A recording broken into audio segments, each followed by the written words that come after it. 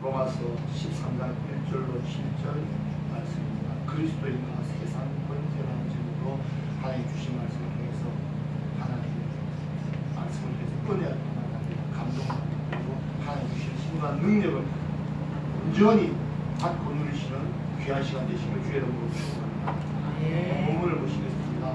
1절에 보니까 각 사람은 위에 있는 권세들에게 복종하라. 권세는 하나님으로부터 나지 않은 게 없나니 모든 권세는 다 하나님께서 정하시는 바라. 사도 바울이 지금 로마에 있는 자생한 교회에다가 편지를 보냅니다. 로마에 있는 사람들은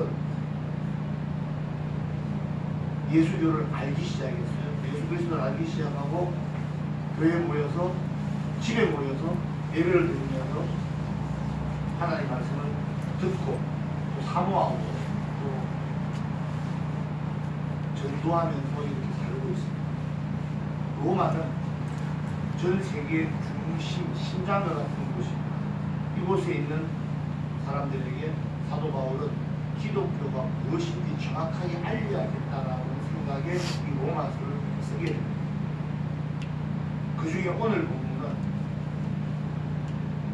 기존의 유대교와 달리 이 예수께서 전하신 복음이 정확히 무엇인지 설명하는 가운데서 특히나 국가 권력, 사회 질서와 기독교에 대한 삶의 자세에 대해서 기록한 말씀이 오늘 본문 말씀입니다. 지금 현대를 살아가는 저와 여러분에게도 어떻게 사는 것이 기독교인이 이 세상에서 잘 사는 것인가에 대한 기준이 될 것입니다. 1절에서 말하는 권세라고 하는 것은요, 사회 국가에 있는 질서 유지의 수단이 되거나 질서 자체가 될 것입니다. 이 권세는요, 하나님께서 주셨다고 말씀합니다. 왜? 인간이 갖고 있는 방종과 교만과 무책임을 방지하기 위해서 하나님의 질서의 규칙을 수행하는 그 자리를 권세라고 하고, 그 자리에 있는 사람을 권세 있는 자라고 합니다. 그 자리에 힘이 있는 여기에 복종하는 것이 그리스도인의 자세라고 사도 바울은 전하고 있습니다. 이것은요, 천지 만물을 다 만드시고 그걸 누구 보고 다스리라고 했어요? 인간에게 다스리라고 했습니다. 하나님의 대리인으로서 천지 만물을 다스리고 하나님이 주시는 모든 축복의 통로가 인간이 되라고 하나님께서 대리인으로 천지 만물의 지배의 대리인으로 인간을 세웠더니 실패를 하셨죠. 세웠다가 그 또 다른 피조물인 사탄에 의해서 인간은 유혹받고 하나님처럼 되고자 하는 교만의 한 마음을 가지기 위해서 하나님을 저버리게 됩니다. 대리인한테 잘 맡기고 나와 똑같이 너는 나의 형상을 나의 이미지를 닮았으니까 하나님 속성이 온전히 피조 세계에도 있고 특히나 인간들에게 더 많이 하나님의 이미지가 형상이 남아있음에도 불구하고 인간들은 그 자유의지를 잘못 이용하여 하나님과 대적하게 되는 관계에 이르렀습니다. 세상 질서가 뚫어지는 거죠. 하나님을 위한 세상이 하나님을 대적하는 결과를 낳고 말았습니다. 그래서 모든 사람들은 하나님께 돌아가지 못하고 하나님의 영생을 누리지 못하고 심판받아 멸망할 수밖에 없을 그 운명을 하나님께서는 안타까워하시면서 그 죄값을 저와 여러분, 그 몸값을 저와 여러분이 치를 수 없으므로 하나님이신 예수 그리스도를 보내셔서 저와 여러분 몸값을 다 속량하시고 이제 그릇된 세상 제도, 세상 그릇된 이치에서 벗어나, 즉 사망의 법칙에서 벗어나 하나님의 복으로 돌아오도록 만드시고, 그리고 그 만드신 이후에 앞으로 이 기독교인들은 어떻게 세상을 살아가야 되는지에 대한 말씀을 오늘 주고 계십니다. 하나님께서 오늘 본문에 보면 이 모든 질서를 하나님께서 세우셨다는 거예요. 모든 권세도 그럼 하나님으로부터 나왔다는 겁니다. 즉 권세를 주신 자가 하나님이시니 거둘 자가 하나님이시라는 걸 믿으시기 바랍니다. 특히나 내가 고관 대작이 아니기 때문에 내가 무슨 권세가 있냐고 하실지 모르겠는데요. 저와 여러분은요, 부모님으로부터 받은 생명이라는 그 생명을 지키는 권세가 있으시고요. 그걸 잘 어떻게 지키고 어떻게 활용해서 하나님 뜻하신 바대로 잘 갈 수 있을까? 어찌 보면 그것도 권세라고 말할 수 있습니다. 이걸 잘못 이해해서 하나님의 말씀대로 살아야 되는데 내가 이렇게 뭘 한다고?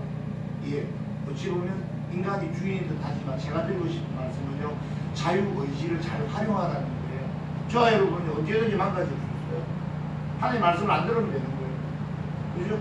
하나님 말씀하고 자기 주장하고 내 것으로 내 능력으로 살겠다고 그러고 하나님의 간섭이 필요 없습니다. 내 맘대로 살래요 라고 돌아서 버릴 수도 있습니다. 이걸 자유의지라고 합니다. 과거에는 죄를 지을 수밖에 없었던 죄의 노예였다가 예수 그리스도의 속량하심으로 이제는 우리는 죄의 노예가 될 필요가 없어요. 꼭 죄를 안 지어도 된다는 거죠. 이제는 죄를 지을 수도 있고 하나님을 따를 수도 있는 상황을 열어주신 것이 우리 주 예수 그리스도의 십자가의 은혜라는 사실을 믿으시기 바랍니다. 그럼 하나님은 왜 강제적으로 이렇게 하실 수 있음에도 불구하고 왜 자유의지를 주십니까? 이거 상식적이지 않아요? 자녀들한테 네? 이렇게 해라 저렇게 해야 되는데 예를 들어 방 치우는 거죠. 이 방 네가 잘 치워라. 나는 이제부터 네 방 안 치워줄랜다. 그 의미는 그 부모가 그 자식의 방을 치워주기 싫어서 그랬을까요? 자기 스스로 치우라는 거잖아요. 그죠? 그런 느낌이에요. 하나님은요, 강제로 노예들처럼 강제로 마지못할 수밖에 없게끔 그러면서 하나님 준수하는 것처럼 보이게 하는 그런 가식이 싫어진 그걸 진짜 진정 자발적으로 기뻐서 즐거워서 하나님을 찬양하기를 원하신다는 사실을 믿으시기 바랍니다. 저와 여러분도 죄를 지을 수밖에 없는 그런 신분으로 태어났다. 하나님께서 예수 그리스도의 은혜를 힘입어 이제는 죄의 자식이 아니라 하나님 자식으로 전환시켜 주셨는데 이 하나님 자녀가 됨에도 불구하고 또다시 죄로 돌아가려고 할 수도 있어요. 인간이 맘먹자라면. 근데 하나님이 막으시고 인도하시면 안 되겠지만 그럼에도 불구하고 나는 끝까지 하나님께 저항하려고 하는 그런 사람들도 주변에 있잖아요. 그런 의도로 드린 말씀입니다. 즉 인간은요, 자유의지를 주신 걸 잘못 활용하고 살았다는 거죠. 그래서 하나님께서는요, 하나님의 법도 주시는 것뿐 아니라 이 세상에서 살아가는 규칙, 질서, 법을 주실 때도 하나님께서 이 법을 주셨다라고 명시하고 있습니다. 왜 이렇게 주셨나? 2절에 보니까요, 2절 봅니다. 그러므로 권세를 거스르지 않은 하나님의 명을 거스르는 자들은 심판을 자취하리라. 대표적인 심판을 자취한 자가 하나님의 명을 거슬러서 심판을 자취한 스스로 취한 자가 누굽니까? 아담과 하와잖아요. 하나님하고 같이 살면서 하나님 하지 말라는 걸 해요. 명을 거스린 거죠.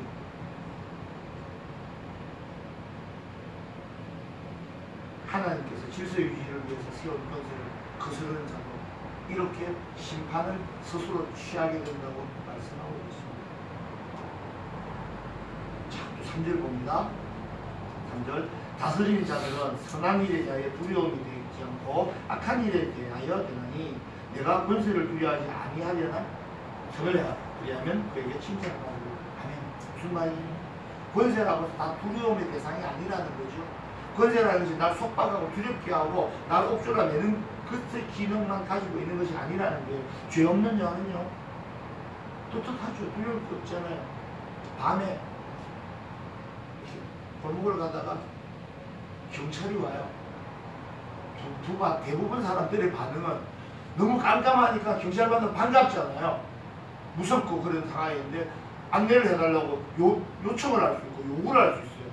그런데 마음이 뭔가 죄를 짓고 지금 도망가다가 만난 자들은 경찰 보면 깜짝 놀라서 도망가겠죠. 마음에 혹은 자기 스스로 행한 것이 범죄를 한 경우에 사실은 두렵고 떨리는 거예요. 그러나 두려울 것이 없는 자는 두려움 대신에 도망가는 대신에 나에게 필요한 것, 길을 안내해달라든지 나에게 필요한 것을 요구할 수 있을 정도가 된다는 거죠. 그 얘기가 4절에 나옵니다. 그는 하나님의 사역자가 되어 너에게 선을 베푸는 자니라. 그러나 내가 악을 행하거든 두려워하라. 그가 공연히 칼을 가지지 아니하였으니 곧 하나님의 사역자가 되어 악을 행하는 자에게 진노하심을 따라 모험하는 자니라. 무슨 말입니까? 권세자는 하나님의 대리인이라고 말씀하고 계십니다. 상부를 동시에 수행하는 자입니다. 그래서 5절에 보니까 그러므로 복종하지 아니할 수 없으니 진노 때문에 할 것이 아니라 양심을 따라 할 것이라. 두려워서 선을 행하지 말라는 얘기예요. 선한 마음의 소리, 성령의 소리를 듣고 권세들에게 복종하라고 말씀하십니다. 또한 6절에 보니까요, 너희가 조세를 바치는 것도, 즉 복종하는 방법의 하나의 예가 되겠죠. 조세를 바치는 것도 이로 말미암으리라. 그들이 하나님의 일꾼이 되어 바로 이 일에 항상 힘써거든요. 세금을 내는 경우에도요, 전체 질서를 위한 비용이 충당하려면 돈이 있어야 될 거 아니에요. 그 세금 내는 거예요. 결국 하나님의 질서를 유지하기 위해서 세금이 충당되는 겁니다. 지금 세금 문제 때문에 굉장히 논란이 많습니다. 프랑스에 지금 노란 쪽이 부대라고 들어보셨어요? 프랑스가 굉장히 지금 위협에 처해져 있죠. 세금 때문에 세금을 부자들에게 덜 받고 그 부족한 세수를 메꾸기 위해서 가난한 노동자들에게 세금을 징수하고 있습니다. 우리나라도 지금 세금 관리 잘 하셔야 됩니다. 세금 당연히 내야 될 건데요, 절세와 탈세는 다른 겁니다. 세금을 현명하게 내고 지혜롭게 내고 지금부터 세금이 많이 올라갈 거예요. 통일되잖아요. 돈 어디 있습니까? 미국에서 빌리기 나겠지만요. 이 세금 내는 걸 어떤 사람들 일부에서는 남북한 통일되는 거에 대해서 바람직하지 않게 생각하는 사람들 많습니다. 그죠? 그 사람들은 이거예요. 이기적인 거죠. 북한 동포들이 그렇게 지금 몇 년이니까 70년을 지금 그렇게 힘들게 살아왔는데 그들에게 다른 건 차치하고 굶어 죽지 않게끔 인간답게 살 수 있게끔 하는 그런 기회가 될 텐데 내가 세금 좀 많이 낼 거를 우려하는 것, 이건 좀 합리적이지 않고 좀 너무 빈도적인 것 같습니다. 세금 내는 거 아까워하지 마시고 세금 내는 것 정말 하나님이 세우신 질서를 지키기 위해서는 나라고 생각하십니다. 7절 보니까요, 모든 자에게 줄 것을 주되 조세를 받을 자에게 조세를 바치고 관세를 받을 자에게는 관세를 바치고 두려워할 자는 두려워하며 존경할 자는 존경하라고 말씀합니다. 무슨 말씀이냐면요, 정당한 세금을 내는 건 당연한 거예요. 그 비용에 대해서 아까워하지 말라는 거예요. 또 이를 집행하는 권세들은요, 하나님의 사용자라는 걸 아시라는 거예요. 그럼 하나님께 하듯이 두려워하고 하나님께 사용되고 있음을 알고 하나님께서 택하신 거라는 걸 알고 그 쓰임을 받는 자를 존경할 필요가 있습니다. 그러나 이 부분이 오해가 있을 수 있습니다. 반드시 이 사람에 대한 존중과 존경, 두려움을 행하라는 것이 아니고요. 사실은 그들을 사용하고 있는, 그들을 쓰고 있는, 사용하고 있는 하나님을 두려워하고 존경하라는 거예요.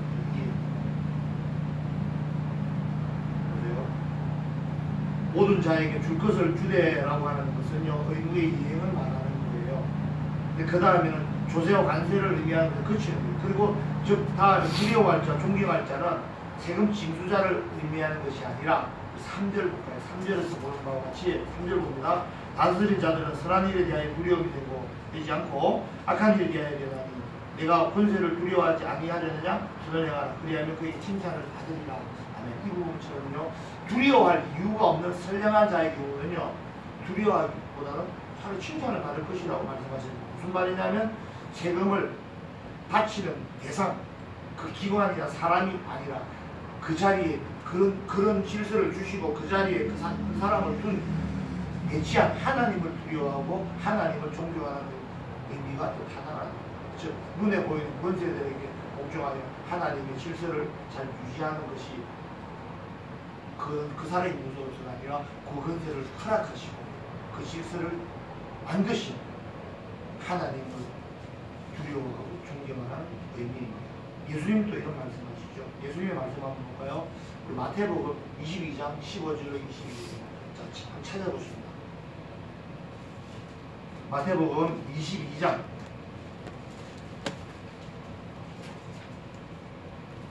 15절로 22절 말씀입니다. 찾아봅니다. 신약 성경 37페이지에 있습니다. 38페이지에 있습니다. 22장 15절로 22절 교독합니다. 제가 15절 읽겠습니다. 이에 바리새인들이 가서 어떻게 하면 예수를 말의 올무에 걸리게 할까 상의하고 자기 제자들을 헤롯 당원들과 함께 예수께 보내어 말하되 선생님이여 우리가 아노니 당신이 참되시고 진리로 하나님의 뜻을 가르치시며 아무도 꺼지지 않는 일이 없으니 이는 사람을 위로로 오지 아니하시니라. 그러면 당신의 생각에는 어떠한지 우리에게 이르소서. 가이사에게 세금을 바치는 것이 옳으니까 옳지 아니하니까 하니 예수께서 그들의 약함을 아시고 이르시되 아시던 자라 어찌 나를 시험하느냐. 세금 낼 돈을 내게 보이라 하시니 데나리온 하나를 가져왔거늘 예수께서 말씀하시되 이 형상과 이 금은 누구의 것이냐. 이르시되 가이사의 것이니이다. 이르되 가이사의 것이니이다. 이에 이르시되 그런즉 가이사의 것은 가이사에게 하나님의 것은 하나님께 바치라 하시니 그들이 이 말씀을 듣고 놀랍게 여기기를 아멘. 이 말씀 예수님이 하신 말씀이에요. 이 말씀은요 사실은 예수께서 하신 말씀은요 세상 것과 하나님의 것을 구별하라는 의미였습니다. 그러나 오늘 본문은 천국 시민이 이 세상의 국가에서 사는 모습을 사도 바울은 말씀하고 있습니다. 질서의 원천이신 하나님의 세우신 그 세상 질서, 이 질서를 잘 지키라는 말씀이 오늘 말씀이고요. 그럼 예수님 말씀하고 뭐가 다를까? 다른 주제냐? 그렇지 않아요. 천국을 소망하고 이 세상의 삶을 하나의 나그네의 여정으로 여기는 것이 기독교의 삶에 대한 정의입니다. 그러나 보세요. 저와 여러분은 이 여행하는 과정, 이 세상에서 예수님을 만났어요. 그죠? 이 세상 사는 동안 예수님을 만났고 이 세상 사는 동안에 주님 주시는 사명 감당하고 이 세상에서 주신 사명 다 감당하고 샤넬같이 새 땅으로 우리들의 본향으로 옮겨심을 받게 됩니다. 그게 기독교인의 이 세상에서의 삶의 여정입니다. 그런 거, 이 세상의 삶이 중요한 거 하나님 여기서 만났습니다. 그죠? 이 세상에서 삶을 성화의 삶과 복음 전파의 사명, 이게 바로 이 세상에서 성도들이 이루어야 할 일입니다.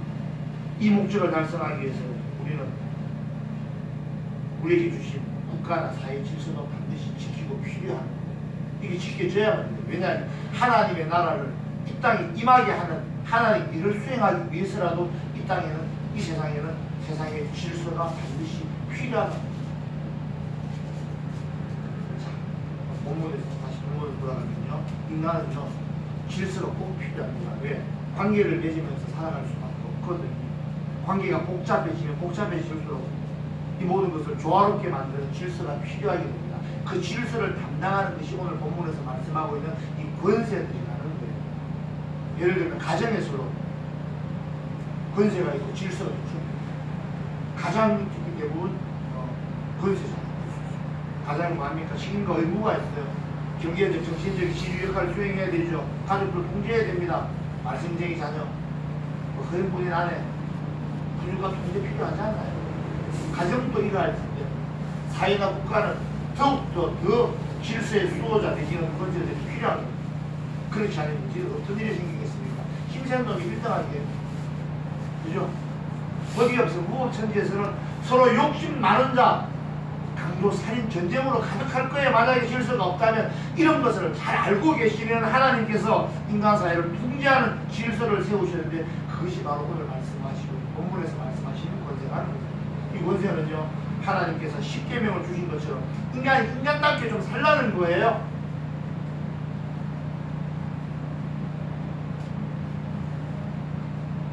하나님의 자녀로 살아가든 아니더라, 하나님의 자녀로 살지는 않더라도 그런 사람이 사람답게 좀 살라고 주신 법이 하나님께서 내고 주신 이 사회 질서라는,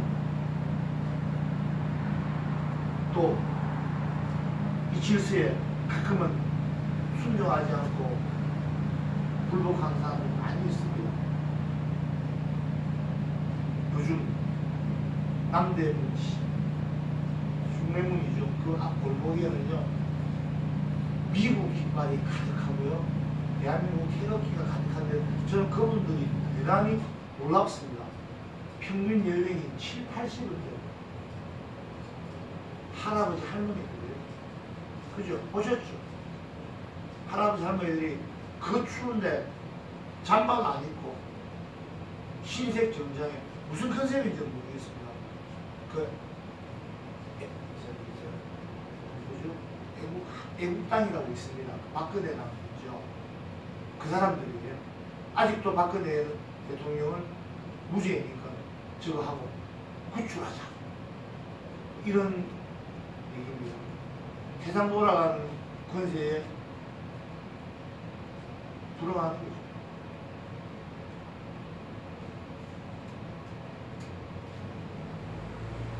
보세요.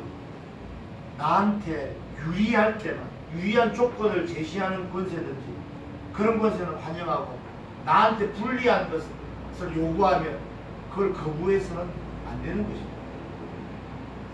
지금 당자가 나한테 좀 불리하고 불이익을 주는 듯 하지만 이것이 만약에 공공의 이익에는 부합하는 그런 권세라면 어떻게 됩니까? 내가 그 고통을 참아야 되는 거예요. 왜? 이 권세를 하나님이 세우시기 때문에. 믿으시기 바랍니다. 그렇다고 권세들에게 너무 필요 이상으로 잘하는 것도 문제입니다. 무슨 말이냐면 자기의 이익을 추구하기 위해서 뇌물을 바치거나 청탁, 아부하는 출세지향적인 그런 인간의 모습을 또 우리가 볼 수 있습니다. 게다가 큰 자리에 올라가려고 하는 그런 권력력, 이런 것들은요, 인간에게 심어준 사탄의 무기예요. 권세를 가지기 위해서 욕망이 사로잡히잖아요. 이 비단 권세뿐만 아니라 어떤 하나님의 선량한 것이 아니라 그릇된 것, 아니라고 하죠. 그런 것들을 집착하기 시작하면, 그런 욕망이 사로잡히면 가족도, 친구도, 의리도, 사랑도, 양심도 하나님마저 버리고 거기에 집중하는 게 인간 속성입니다. 명심하시고, 항상 내 마음속에 나를 주장하는 것이 과연 무엇인가 항상 잘 파악하고 나의 정체성을 잘 유지하시는, 쉽게 말해서 항상 성령 충만함과 하나님이 인도하시는, 하나님의 말씀대로 살아가시는 저와 여러분 되시길 주의 이름으로 축복합니다.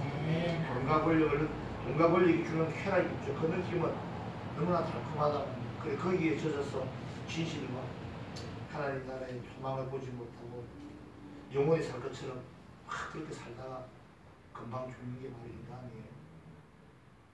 그럼에도 불구하고 인간은 끊임없이 이런 것들을 탐합니다. 돈과 권력을 탐해요. 이런 인간들에게 하나님 주신 말씀이 7절입니다. 오늘 7절 말씀입니다. 제가 읽겠습니다. 모든 자에게 줄 것을 주되 조세를 받을 자에게 조세를 바치고 관세를 받을 자에게 관세를 바치고 두려워할 자를 두려워하며 존경할 자를 존경하라. 무슨 말이냐면 조세와 관세를 바치할 자들에게 바치라는 거예요. 그리고 두려워할 자, 존경할 자 누굽니까? 이 모든 것의 주인이신, 이 권세의 원천이신 하나님을 두려워하고 존경해야 된다는 거죠. 우리 구분해야 됩니다. 세상 질서를 위해서 필요한 것들조차 하나님께서 주신 거예요. 그러면 이 모든 것이 절대적인 주권을 가지신 하나님의 승리라는 걸 알고 권세에 대한 탐욕이나 이런 걸 가지서는 안 된다는 거죠. 오직 마땅히 내가 해야 할 일, 나에게 주시는 것, 이것만 바라보고 그 자리, 자기가 있는 그 자리에서 충성하는 것, 그게 바로 그리스도인의 도리라는 것입니다. 또한 권세 가진 자도 마찬가지입니다. 자기 이익을 취하라고 권세 주신 거 아니잖아요. 그러면 하나님 대신해서 하나님의 공의와 정의를 실현하라고 주셨는데 그렇지 않고 자기 원하는 대로 하나님의 뜻을 저버리고 대리하는 자가 자기 마음대로 행해서는 안 되겠죠. 권세를 바라고 권세자에게 조세를 바치는 것처럼 사회 질서 유지하는 권세 있는 자들에게 그 사람을 하나님 바라고 봐야 되고, 또한 그런 위치에 있는 자들도 하나님을 대하듯이 모든 사람을 대해야 된다는 말씀입니다. 권세와 질서가 하나님의 말씀과 뜻을 거슬려고 있을까? 예를 들면 공의와 정의가 없는 사회, 일부 세력만 잘 먹고 잘 살아. 불과 몇 년 전에 대한민국도 그렇잖아요. 지금 남미도 그렇고. 하나님은 공의로우시고 정의로우신 분인데, 공평하신 분인데 그런 세상이 아니에요. 그럼 어떻게 해야 될까요? 그래도 오늘 본문의 말씀을 잘못 오해해서, 그래서 하나님 주신 권세니까, 이 권세를 하나님 주신 것이니까 하나님이 하신 거야, 세우신 거니까 부당하고 정의롭지 못하고 공의롭지 못해도 공평하지 못해도 지켜야 될까요? 한기총이나 보수 기독교 단체들 쪽에서 가짜 뉴스를 만들어낼 뿐만 아니라 이런 하나님이 주신 말씀을 가지고 사람들을 현혹시킵니다. 소크라테스가 감옥에서 독약을 먹고 죽죠. 그때 당시 충분히 도망갈 수 있었어요. 옛날에 감옥이라는 게 지금처럼 교도소 시설이 잘 돼가 있고, 땅 밑에 가면 바닥에서 저 땅 밑 있잖아요. 밑까지 6m를 콘크리트 쳐놨대요. 제가 열일 교도소 가봤거든요. 그 친구가 거기 있어서 가보니까, 우리 탈옥 얘기 많이 보잖아요. 영화도 많이 나오고, 숟가락으로 땅 파가지고 나가는 사람들, 쇼생크 탈출 뭐 이런 거 있었잖아요. 그래서 궁금해서 물어봤어요. 야, 숟가락 갖고 땅 파서 나가면 갈 수 있을까? 했더니 6m를 콘크리트를 쳐놨대요. 결국 탈옥은 불가능하다.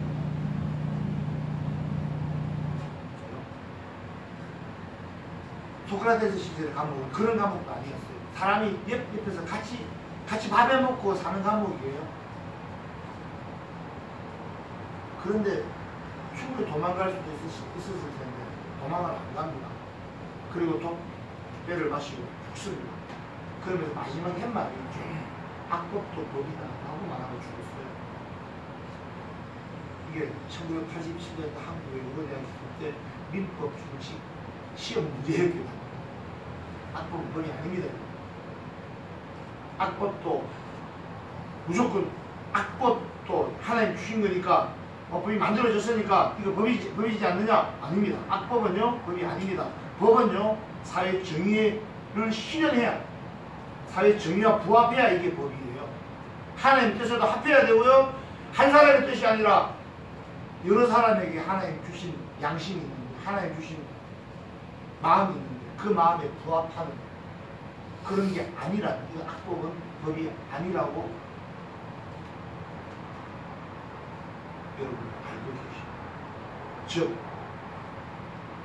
하나님의 속성의 것이 아니라 악한 것이라, 이건 거부의 거죠. 일제시대 살아있는 일본 천황을 향해서 전하라 그러니까 못하겠다고 주기철 목사님 그렇게 순지하십니다. 그죠?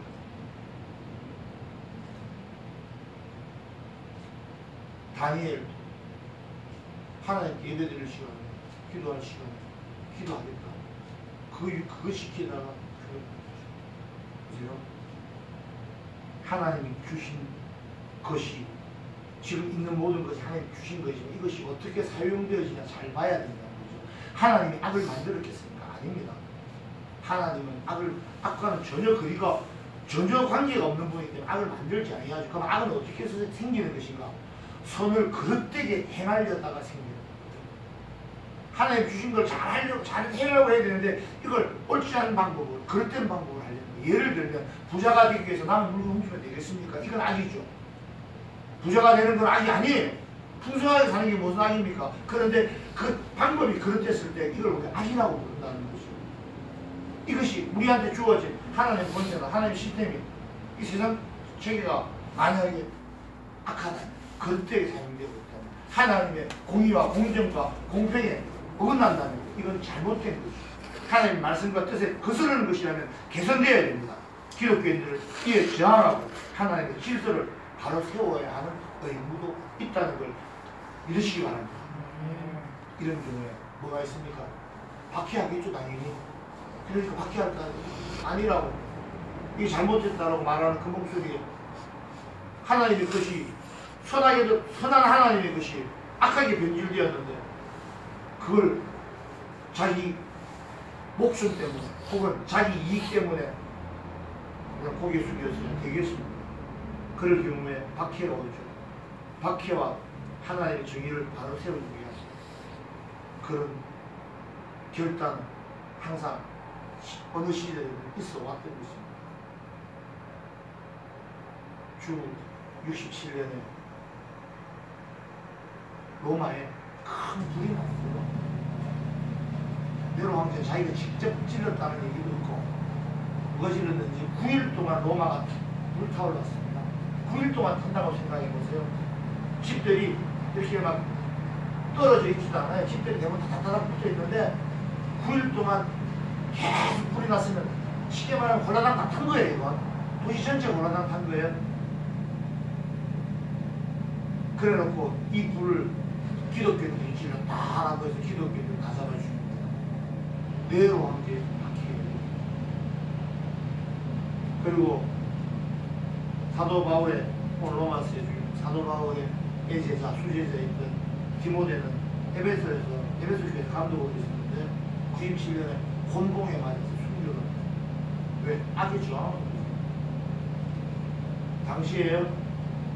그로부터 한참 후에도요, 그 전 후에도요, 뭐가 잘못되면요, 전부 다 기독교들 때문에 그렇다고 해서 다 박해를 심하게 했습니다. 왜? 기독교들은 하나님의 공의로움과 정의로움과 공평하심을 알고 있잖아요. 그게 아닌 게 그 주장하니 나의 주장이 아니라 나의 이익이 아니라 하나님의 속성이 아닌 것이 변질된 것에 대해서 저항하는 것, 이것이 기독교 정신이라는 걸 믿으시기 바랍니다. 그 말씀에 결론을 냈습니다. 그렇게 박해를 하고 기독교 지도자들을 다 잡아 죽이고 예수님 되면 죽는다. 그럼에도 불구하고 어쨌습니까? 기독교는 더욱더 강성해져서 로마의 국교가 되게 됩니다.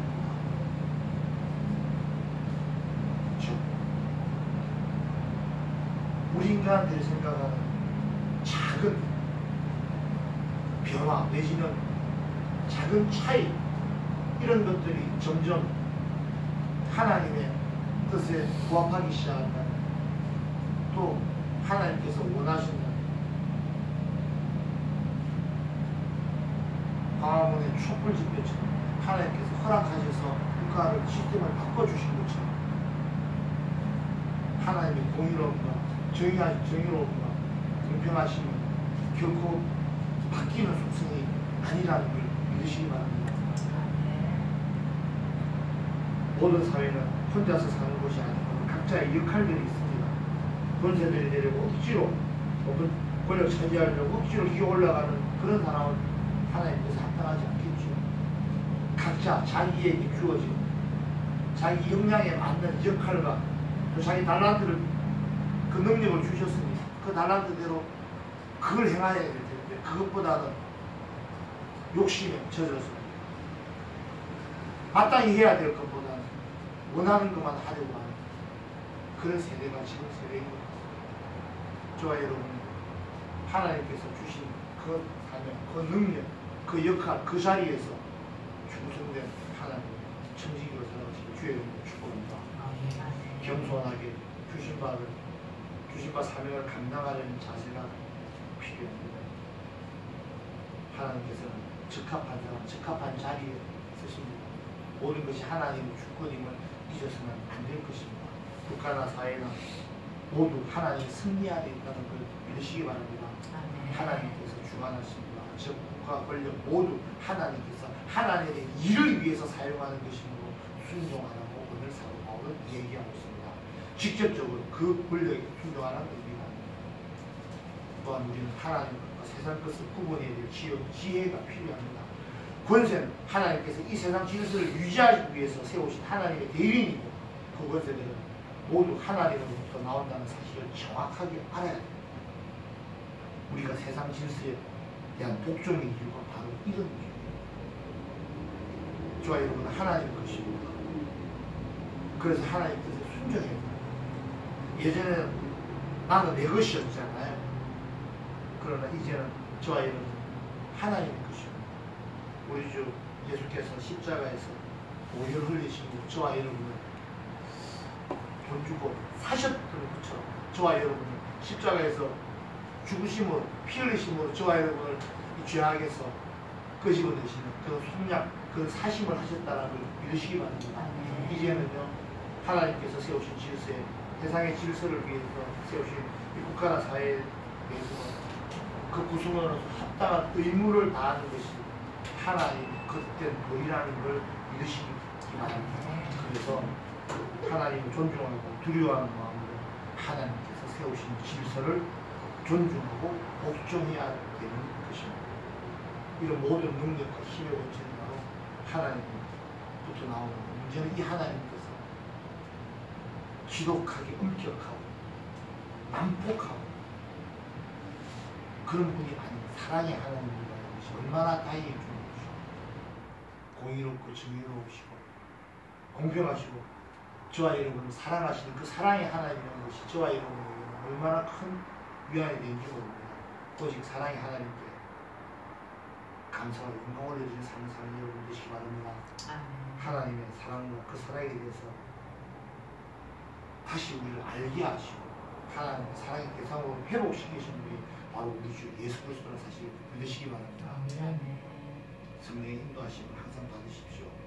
그래서 예수 그리스도 안에서 하나님의 사랑의 통치를 받고 하나님의 말씀을 순종하고 하나님의 자녀 하나님의 하늘나라의 상속자의 유업을 이어가는 그런 귀한 신부님을 항상 명심하시고 하나님의 속성으로 하나님을 닮은 예수 그리스도의 향기를 드러내면 이 세상 살아가는 저와 여러분 되시고 주의 이름으로 축복합니다.